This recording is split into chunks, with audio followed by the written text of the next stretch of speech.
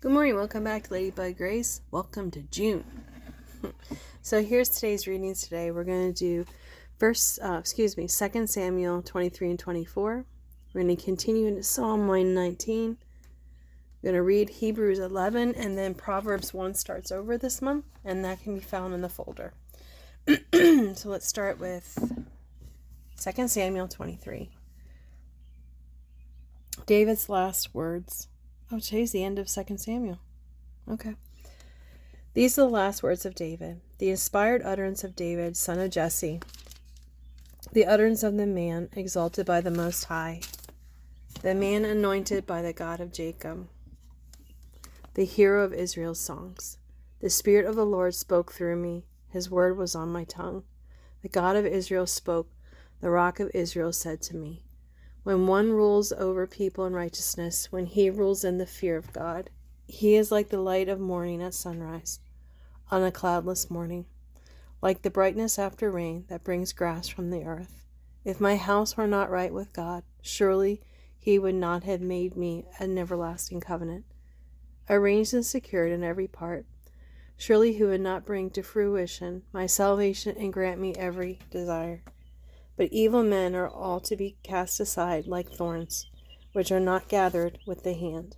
Whoever touches thorns uses a tool of iron, or a shaft of a spear. They are burned up where they be. David's mighty warriors. These are the names of David's mighty warriors.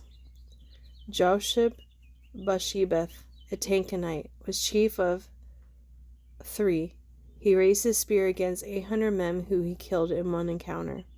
Next to him was Eleazar, son of Dodai, the Ahoite. As one of the 3 mighty warriors, he was with David when they taunted the Philistines, gathered at Pas-dammim for battle. Then the Israelites retreated. But Eleazar stood his ground and struck down the Philistines till his hand grew tired and froze to the sword. The Lord brought about a great victory that day. The troops returned to Eleazar, but only to strip the dead. Next to him was Shammah, son of Agi the Harite.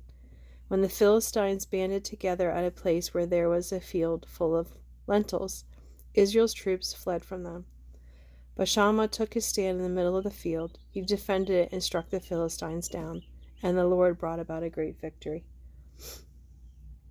During harvest time, 3 of the 30 chief warriors came down to David at the cave of Adullam, while a band of Philistines were encamped in the valley of Rephaim. At that time David was in the stronghold, and the Philistines' garrison was at Bethlehem. David longed for water and said, "Oh, that someone would get me a drink of water from the well near the gate of Bethlehem." So the 3 mighty warriors broke through the Philistine lines, drew water from the well near the gate of Bethlehem, and carried it back to David. But he refused to drink it. Instead, he poured it out before the Lord. "Far be it from me, Lord, to do that," he said. "It is not the blood of men who went at the risk of their lives." And David would not drink it. Such were the exploits of 3 mighty warriors. Abishai, the brother of Joab, son of Zeruiah, was chief of the 3. He raised his spear against 300 men, whom he killed, and so he became as famous as the 3. Was he not held in greater honor than the 3? He became their commander, even though he was not included among them. Benai, son of Jehoiada, a vigilant fighter from Kabzeel, performed great exploits. He struck down Moab's 2 mightiest warriors. He also went down into the pit on a snowy day and killed a lion. And he struck down a huge Egyptian. Although the Egyptian had a spear in his hand, Benai went against him with a club. He snatched a spear from the Egyptian's hand and killed him with his own spear. Such were the exploits of Benai, son of Jehoiada. He too was as famous as the 3 mighty warriors. He was held in greater honor than any of the 30, but he was not included among the 3, and David put him in charge of his bodyguard. Among the 30 were Ashhel, the brother of Joab, Elhanan, son of Dodo from Bethlehem, Shammah the Harodite, Elkah the Harodite, Heliz the Paltite, Ira, son of Ikesh from Tekoa, Abazir from Anathoth, Shibekai the Hushtite, Salmon the Aphite, Maharai the Netophite. Trying to turn the page. Can't get the page to turn. There we go. This is going to be a long one. Helid, son of Bana, the Nethophite. Itai, son of Ribai, from Gibeah and Benjamin. Benai, the Parathonite. Hiddai, from the ravines of Gash. Abi Albon, the Arbathite. Asmaph, the Barhumite. Elabah, the Shalbanite, the sons of Jashan. Jonathan, son of Shammah, the Harite. Ahiam, son of Sharar, the Harite. Eliphalet, son of Ahashbai, the Maacathite. Eliam, son of Ahithophel, the Gilonite. Hezro, the Carmelite. Parai, the Arbite. Egal, son of Nathan, from Zobah, the son of Hagri. Zelik, the Ammonite. Nahari, the Burathite. The armor-bearer of Joab, son of Zerai. Ira, the Ithrite. Gareb, the Ithrite. And Uriah, the Hittite. These were 37 in all. That is the end of 23. We're going to go to 2 Samuel 24. David enrolls the fighting men. Again, the anger of the Lord burned against Israel, and he incited David against them, saying, Go and take a census of Israel and Judah. So the king said to Joab and the army commanders with him, Go throughout the tribes of Israel, from Dan to Beersheba, and enroll the fighting men, so that I may know how many there are. But Joab replied to the king, May the Lord your God multiply the troops 100 times over, and may the eyes of the Lord the king see it. But why does my lord the king want to do such a thing? The king's word, however, overruled Joab and the army commander, so that they left the presence of the king to enroll the fighting men of Israel. After crossing the Jordan, they camped near Aroer, south of the town, in the gorge, and then went through Gad and on to Jazer. They went to Gilead and the region of Tatum Hodshi, and on to Dan Jan and around towards Sidon. Then they went toward the fortress of Tyre and all the towns of the Hivites and Canaanites. Finally they went on to Beersheba in the Negev of Judah. After they had gone through the entire land, they came back to Jerusalem at the end of the 9 months and 20 days.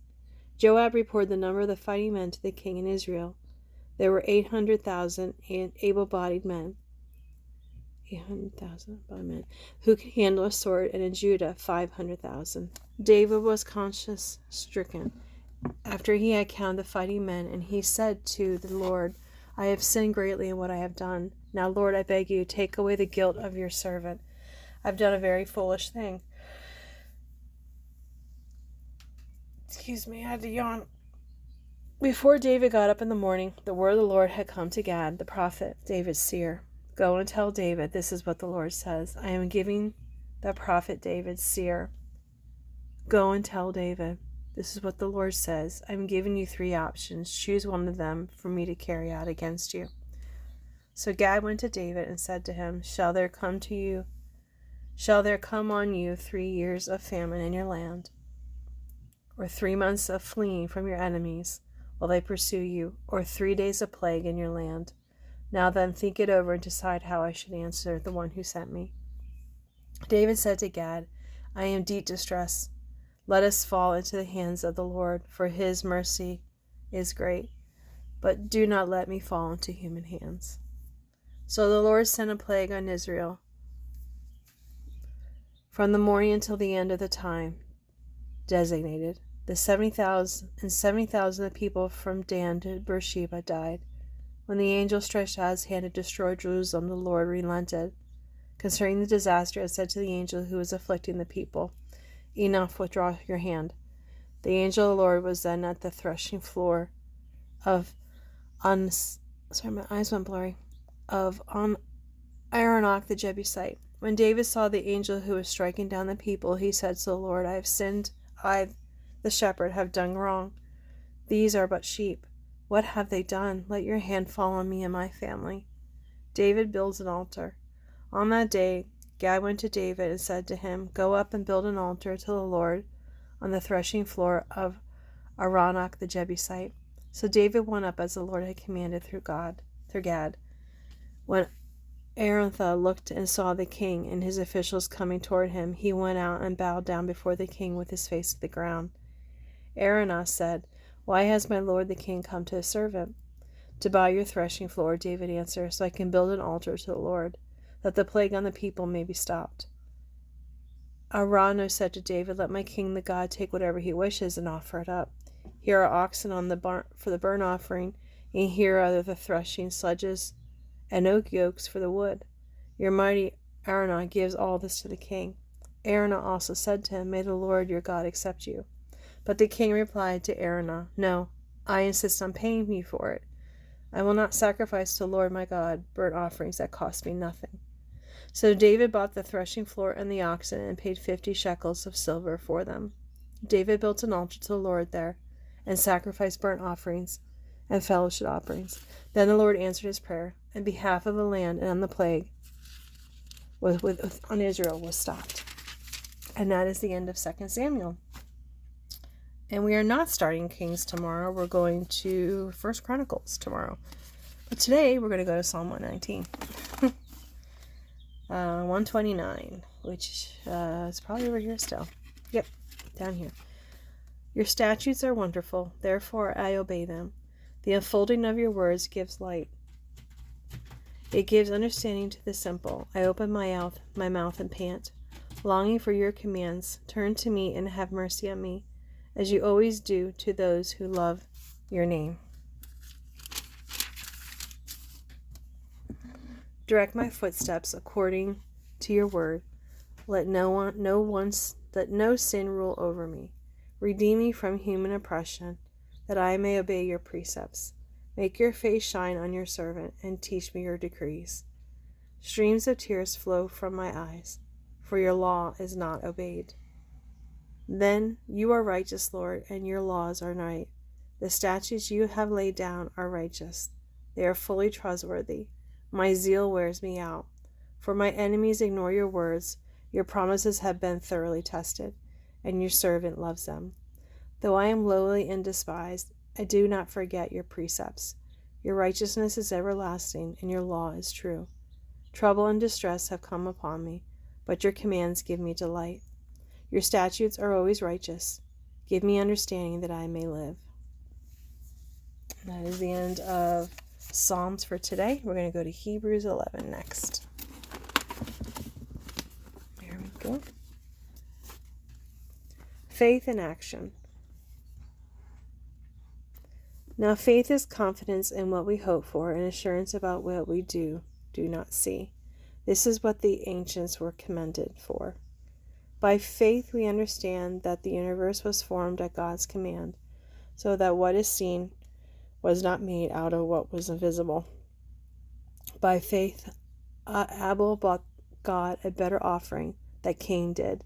By faith he was commanded as righteous, when God spoke well of his offerings, and by faith Abel still speaks even though he is dead. By faith Enoch was taken from this life, so that he did not experience death. He could not be found because God has taken him away. For before he was taken, he was commended as one who pleased God.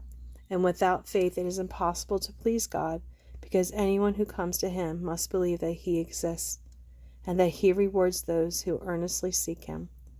By faith Noah, when warned about things not yet seen, and holy fear, built an ark to save his family.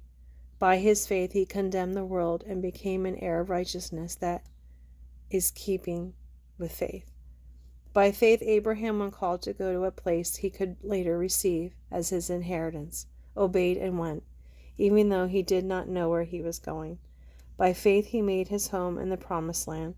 Like a stranger in a foreign country, he lived in tents, as did Isaac and Jacob, who were heirs with him on the same promise. For he was looking forward to the city with foundations, whose architect and builder is God. And by faith even Sarah, who was just past childbearing age, was unable to bear children because she considered him faithful, who had made the promise. And so from the one man, and he is as good as dead, came descendants as numerous as the stars in the sky and as countless as the sand on the seashore. All these people were still living by faith when they died. They did not receive the things promised, they only saw them and welcomed them from a distance, admitting that they were foreigners and strangers on earth.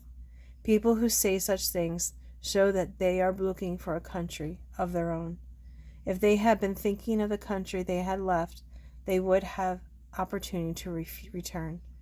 Instead, they were longing for a better country, a heavenly one. Therefore, God is not ashamed to be called their God, for he has prepared a city for them. By faith, Abraham, when God tested him, offered Isaac as a sacrifice. He who had embraced the promise was about to sacrifice his one and only son, even though God had said to him, "It is through Isaac that your offspring will be reckoned." Abraham reasoned that God could even rise the dead, and so in a manner of speaking, he did receive Isaac back from the dead. By faith, Isaac blessed Jacob and Esau in regard to their future.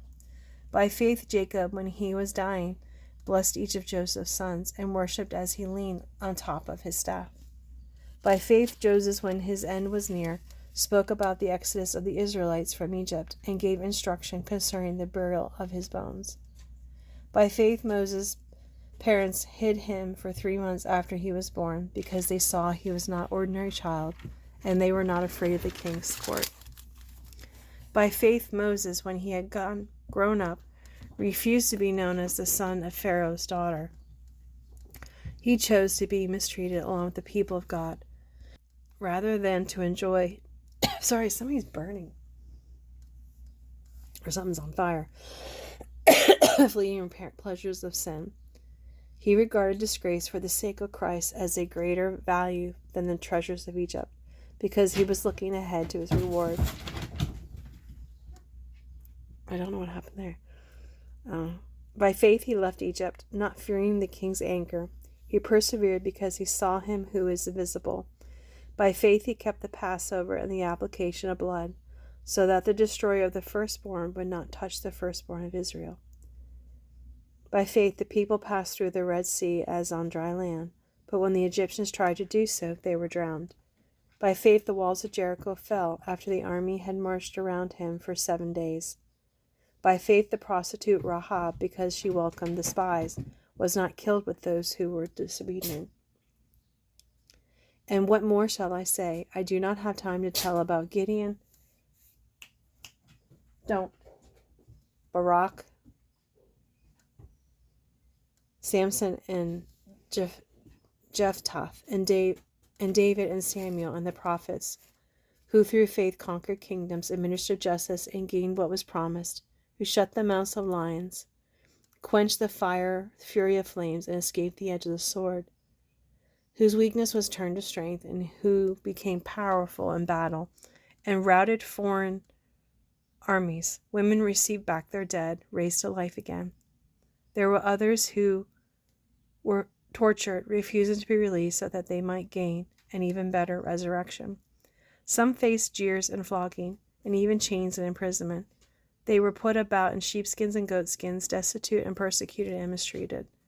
The world was not worthy of them. They wandered in deserts and mountains, and living in caves and holes in the ground. Those were all commands for them their faith, yet none of them received what had been promised. Since God had planned something better for us, that only together with us would they be made perfect. And that is the end of Hebrews 11 today. Thank you so much for joining me, and we'll see you tomorrow. And I forgot to timestamp. Oh well, I was doing so good there. Anyway, have a great day. Bye.